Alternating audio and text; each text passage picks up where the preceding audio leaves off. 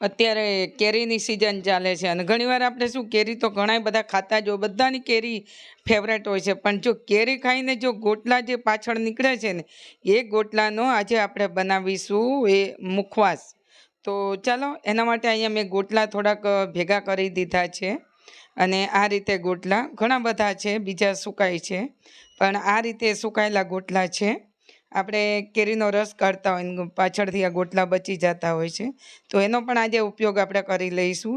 તો ચાલો એને આપણે કેવી રીતે મુખવાસ બનાવવો હોય એની હું તમને રીત બતાવું છું. તો મેં ગોટલા તો કાઢી લીધા હતા અને જે ગોટલી આપણી જે નીકળી ને અંદરથી એને મેં આખી રાત પલાળી દીધા હતા પાણીમાં. એટલે શું કે એનું જે કાળું કડવું પાણી હોય ને એ નીકળી જાય અને એની કડવાશ પણ ઓછી થઈ જાય. એટલા માટે શું છે કે એનું પાણી મેં ફેંકી દીધું હતું અને ફરી પાછું હવે બીજું પાણી આપણે એને ધોઈ નાખીશું અને બીજું પાણી ભરી અને આપણે ગરમ કરવા મૂકીશું. એમાં થોડું મીઠું ઉમેરીશું. પાણી ઉકળી જાય ને એટલે જે આપણા પલાળેલા ગોટલા છે ને એને પાછા આપણે બાફી દેવાના છે. હવે ગોટલા બફાઈ જાય આપણે કેવી રીતે કેવા બાફવાના છે કે જે ખાતા આપણને સરસ થોડા સોફ્ટ લાગે, પોચા અને ટેસ્ટી લાગે ને એવા આપણે ગોટલા બાફવાના છે. જે રીતે આપણે બટાકા બાફતા હોય અને આપણે કાતરી કરતા હોય અને કાતરી બાફતા હોય છે એ રીતના બટાકા આપણે બાફવાના છે, એવી રીતના આપણે ગોટલા બાફવાના છે.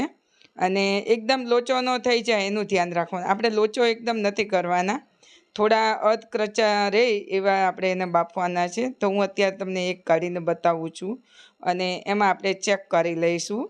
તો મેં અત્યારે અહીંયા લીધું છે અને ગોટલો આપણે આ જોતા એકદમ આવી રીતના થોડો તૂટે એ રીતનું આપણે અને એકદમ ભાંગી જવો જોઈએ અને તમારે ખાઈને ચેક કરી લેવું કે ખાવામાં તમને થોડો સોફ્ટ લાગે છે.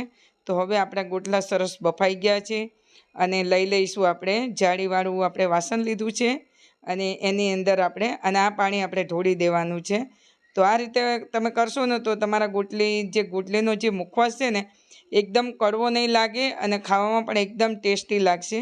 તો આવી રીતે હવે આપણે જે ગોટલી બફાઈ ગઈ છે એને લઈ લીધી છે અને કોરી પડી ગઈ છે અને આ રીતે આપણે એને આખા જ બાફી લીધા છે. અને હવે તમારે આને જો આ રીતે બે ફાડા કરવા હોય તો કરી શકો. અને તમારે શું છે કે આપણે જે કાતરી પાડવાનું જે મશીન છે ને એની અંદર તમારે જો આને ચિપ્સ કરવી હોય ઝીણી ઝીણી તો એનાથી પણ થાય, પણ અહીંયા મેં ચાકુ લીધું છે. હું તમને ચપ્પાથી તમને બતાવું છું. તો આ રીતે આપણે ગોટલી લીધી છે અને આવી રીતે એને આપણે સ્લાઇસમાં એને કટ કરી લેવાની.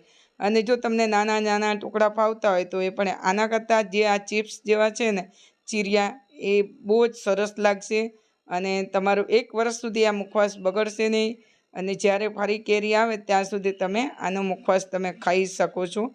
અને આવી રીતે મુખવાસ બનાવવાથી ગોટલી તમને કડવી નહીં લાગે અને ખાવામાં પણ એકદમ મીઠાશ રહેશે. તો આ રીતે જો તમે બનાવશો ગોટલીનો મુખવાસ તો જમતા સમયે છે કે તમે પ્રવાસ જતા હોય તો તમે આ ગોટલીને ખાઈ શકો છો મુખવાસ તરીકે. તો હવે આપણે આ રીતે મુખવાસ આપણે ગોટલી બધી કટ કરી લીધી છે, જોઈ શકો છો. અને એને થોડીવાર માટે આપણે એને સુકાવી દઈએ. તો મેં થોડીવાર માટે એને સુકાવવા મૂકી છે. આપણે બહુ એકદમ નથી સુકાવવાના અને તમે આને સ્ટોર પણ કરી શકો છો અને આ ગોટલી બગડતી પણ નથી.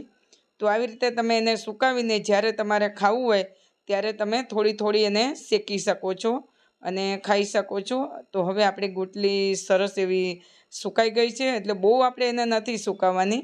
તો આ રીતે તમે જોઈ શકો છો સરસ ગોટલી આપણી સુકાઈ ગઈ છે અને આ રીતે તૂટે એ રીતની એટલી આપણે થોડી લીલી રાખેલી છે, તડકે નથી સુકાવવાની.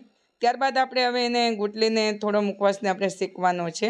તો મેં કઢાઈ લીધી છે, ગેસ ઓન કરી દીધો છે અને હવે આપણે કઢાઈની અંદર ગોટલી બધી જેટલી હું થોડી થોડી બધી શેકી લેવાની છું.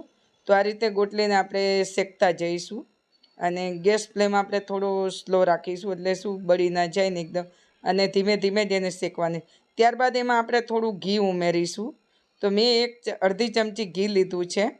તમે જ્યારે થોડી થોડી શેકો એટલે ઘી નાખશો એટલે ટેસ્ટી એવું કડક એવી થશે, એકદમ ક્રન્ચી.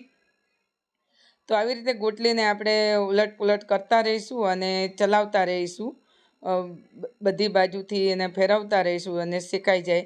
તો ગોટલી એમાં થોડું આપણે નમક નાખીશું. એટલે કે મેં અહીંયા સંચળ પાવડર લીધો છે અને તો આપણે બાફવામાં પણ મીઠું નાખેલું હતું અને ઉપર આપણે આ રીતે સંચળ આપણે ભભરાઈ દઈશું અને એને આ રીતે આપણે શેકી લઈશું. તો ગોટલી પણ હવે આપણી શેકાવા આવી છે અને હવે આને ઉતારી લઈશું. આપણે આ રીતે ચલાવતા ગોટલીને ધીમા તાપે શેકી લેવાની. તો સરસ ગોટલી એકદમ કડાઈની અંદર અવાજ આવે કડકડ જેવું, એટલે તમારે સમજી લેવું કે ગોટલી આપણી, અને જ્યારે તમે શેકશો ને ત્યારે થોડી ઢીલાશ જેવી રહેશે અને જ્યારે તમે નીચે ઉતારી લેશો ને એટલે અને ઠંડી થશે ને એમ ક્રન્ચી એવી કુરકુરી એવી બનશે. તો આવી રીતે આપણે મુખવાસ, તો કોને કોને મુખવાસની રેસિપી સારી લાગી? જો તમને બધાને મુખવાસની મારા રેસિપી સારી લાગી હોય તો લાઈક અને શેર કરતા રહેજો, અને વિડીયો પસંદ આવી ગયો હોય તો તમારા ફ્રેન્ડ્સ અને ફેમિલીમાં શેર કરી દેજો. તો અહીંયા મેં પ્લાસ્ટિકના અંદર હતું એટલે મેં સ્ટીલમાં લઈ લીધું છે અને આ રીતે ગરમ છે. તો બધી ગોટલી આપણે શેકી લીધી છે.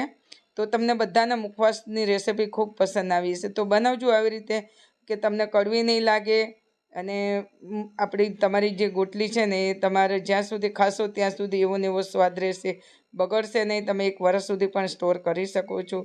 તો જમવા સમયે તમારો સ્વાદ વધારી દે કે તમને ખાવાનું ભાવે. અને જો પાણી પણ તમને ના ભાવતું હોય ને એકલું તમે કાંઈ ખાધું ના હોય ને તમે ગોટલીનો મુખવાસ ખાશો તો તમને પાણી પણ તમને સ્વાદ સરસ લાગે. ફરી મળીશું આપણે.